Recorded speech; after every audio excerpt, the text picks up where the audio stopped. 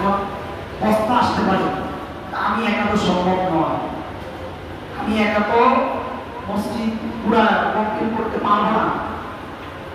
আল্লাহ রাসূল সাল্লাল্লাহু আলাইহি ওয়াসাল্লাম হাদিসের অনুযায়ী আমার তো আমল হয় না।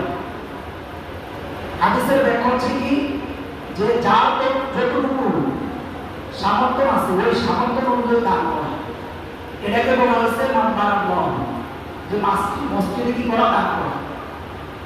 তখন আমরা